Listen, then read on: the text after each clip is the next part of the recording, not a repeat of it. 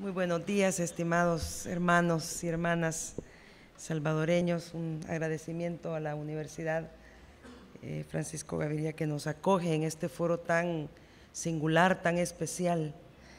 Y por supuesto, un saludo muy especial a la Embajada Mundial de Activistas por la Paz.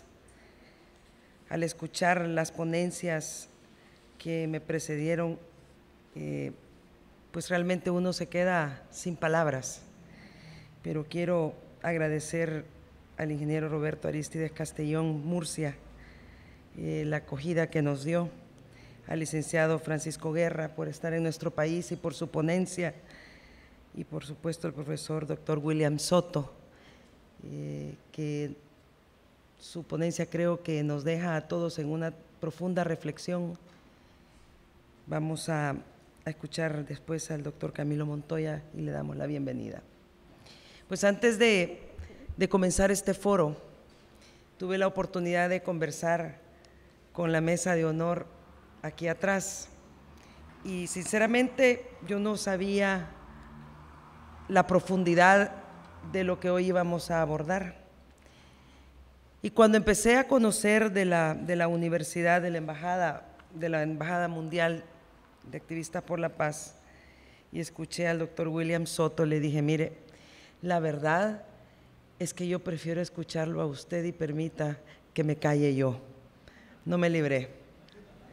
Pero desde ya les anticipo que lo que hemos escuchado será insuperable en lo que yo pueda agregar. Miren, yo anoche, antes de acostarme, me hice varias preguntas. ¿Se puede confiar en que el lado oscuro de los seres humanos se fue para siempre? ¿Podemos sentirnos seguros de que la humanidad aprendió las atroces experiencias del pasado y que no volverán a repetirse? ¿Se podría repetir la historia? ¿Cuántas veces más? ¿Contra quién? ¿En qué lugar? Y finalmente me pregunté que si realmente habíamos erradicado para siempre la destrucción deliberada y sistemática de un pueblo, de un grupo étnico, religioso, cultural, etcétera. Y hoy en la mañana, cuando nos presentaron el video, vemos que el holocausto no puede ser abordado sin un contexto o varios contextos, y que ese holocausto pues tendría dimensiones verticales, la historia misma, y horizontales, las consecuencias de ese acontecimiento, las consecuencias para la humanidad. Y aquí estamos ahora recibiendo esas consecuencias. El video remarcaba algunas palabras que anoche yo no las pensé, pero el video nos las recuerda. El más fuerte, el superhéroe, viril, superior, demagogo, violento, usó la democracia y luego la elimina. Actos crueles y despiadados, despojo de la dignidad. Y luego una pregunta: ¿dónde estabas? Y este video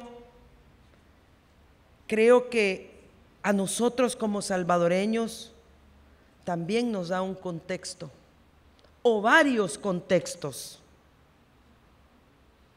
y nos vincula tremendamente a la humanidad, nos vincula profundamente a la historia, y no podemos como salvadoreños ser indiferentes, ser pasivos, o ser miedosos.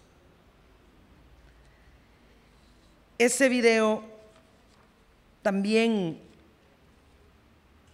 me hizo pensar que el holocausto como paradigma del genocidio, como nos indicaba nuestro amigo el licenciado Francisco Guerra,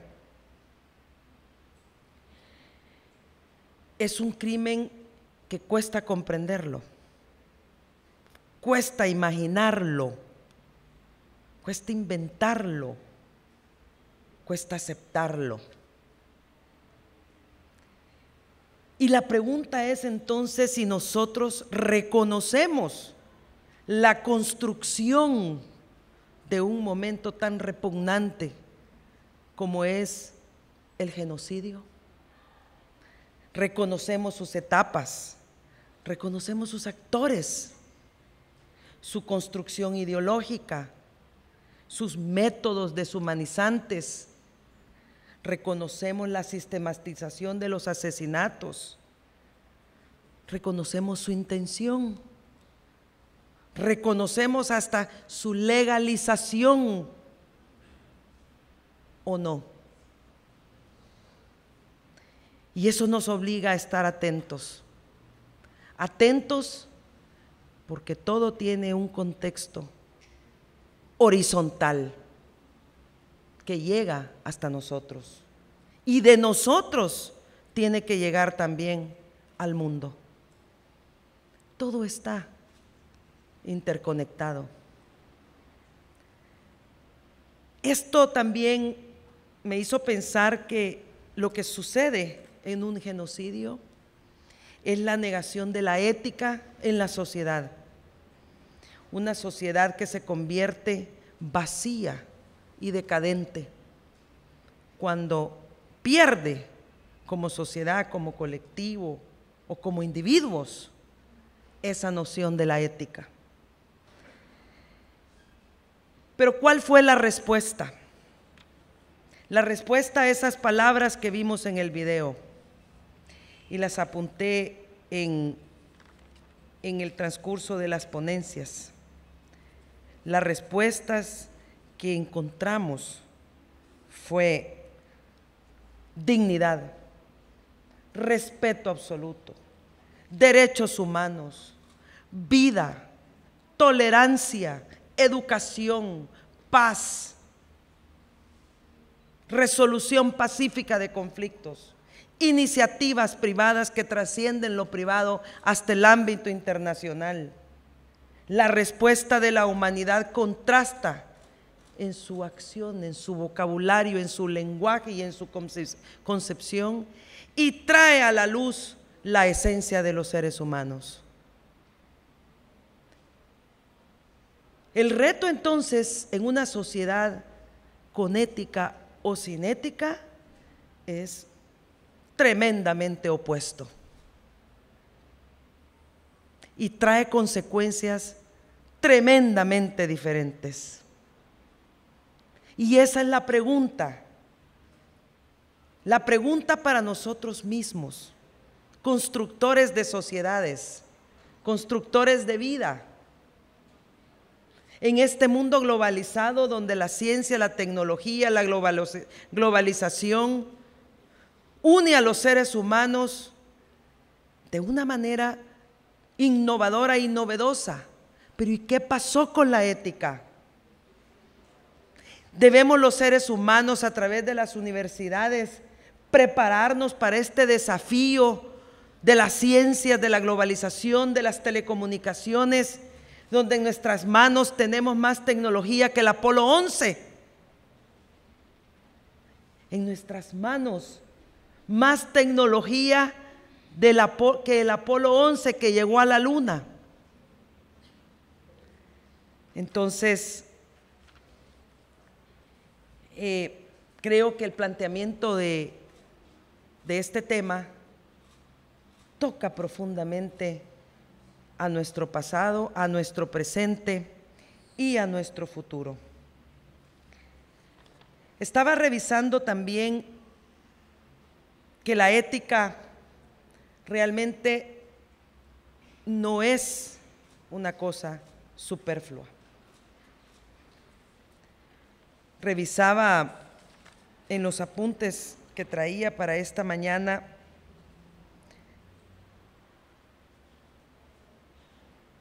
que los problemas éticos en torno a la sociedad se nos revelan todos los días en fotografías. La ausencia de una sociedad con ética la tenemos frente a nuestros ojos. Ya lo mencionaba, Ruanda, Pol Pot en Camboya, el Holocausto.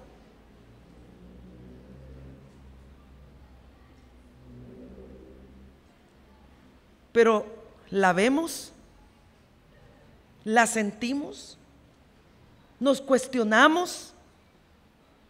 La foto está ahí. Entonces vemos que el lado más oscuro de la humanidad siempre vuelve. Y que depende realmente de nuestra responsabilidad qué lenguaje le vamos a contraponer. ¿Cómo vamos a reaccionar? Esas fotografías lastiman la conciencia humana y resulta evidente que los genocidios nos llevan a reflexionar sobre la especial importancia de la ética en la sociedad. Leía yo un intelectual de la Escuela Internacional para el Estudio del Holocausto, la aclaración en un concepto que también consideré importante, me refiero al doctor José Antonio Marina, y consideraba importante traerlo acá porque yo también me lo preguntaba, y hablaba sobre la fundamentación de la ética y nos dice que por mucho tiempo hubo dos palabras prácticamente sinónimas, utilizadas como sinónimos, la moral y la ética. Pero él, a través del prisma de la lectura de la historia, concluye que no son lo mismo. Y dice que la moral es el sistema de valores y normas aceptado por una cultura. Y por lo tanto hay tantas morales como culturas en el mundo. Y la moral, entonces, podemos mencionar varias, la moral religiosa, y ahí desprender varias conductas o varios tipos de moral. La moral marxista. Y lo terrible que a mí me suena escandaloso es la moral nazi. Para ellos que leían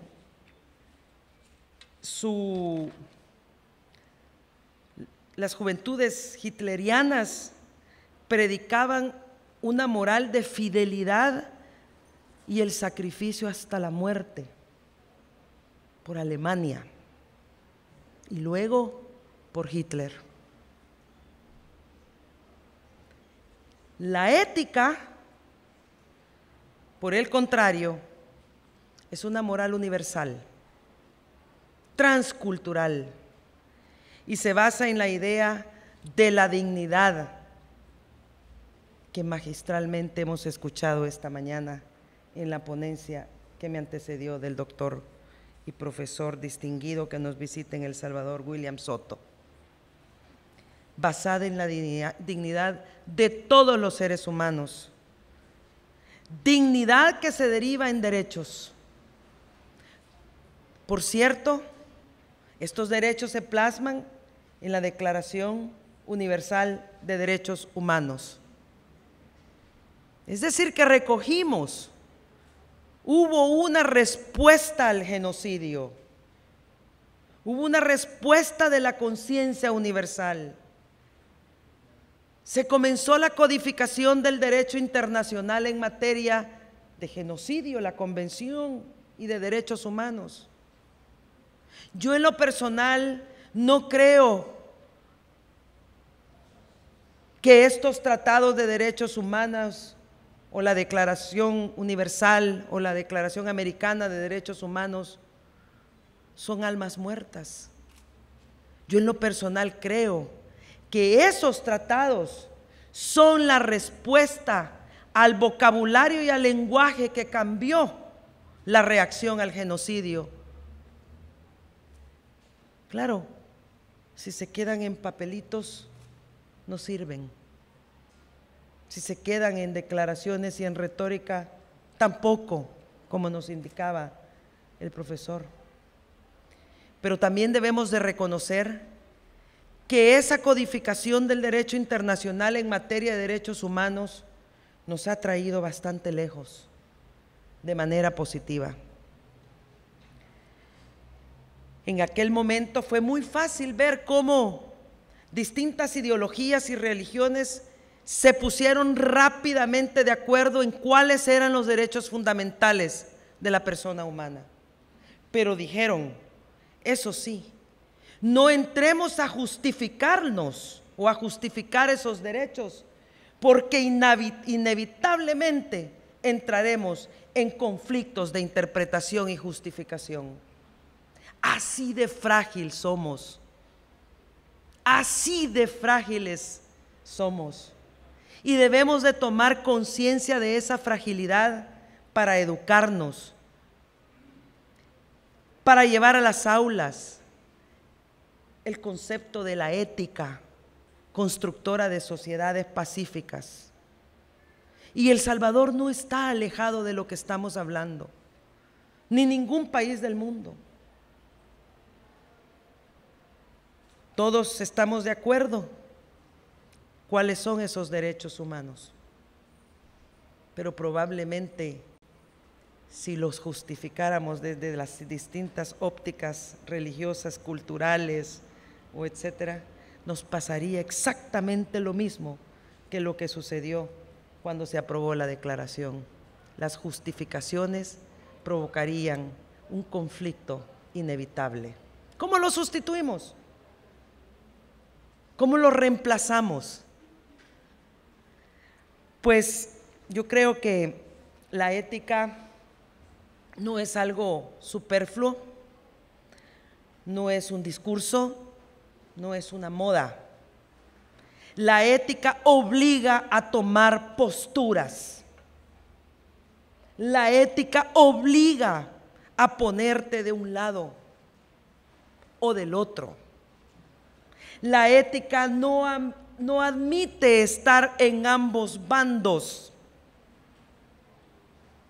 La ética no puede hacer que uno ponga un pie de un lado de una orilla de un río y el otro en la otra orilla. ¿De qué lado? ¿Qué postura tomamos? ¿Dónde nos colocamos? Y así tiene que ser de contundente, porque la falta de ética en la consecución, en la construcción de genocidios, ha sido fundamental para dar al mundo esas expresiones tan atroces de la muerte de millones y millones de seres humanos. El Holocausto 6, Ruanda, Burundi, Camboya.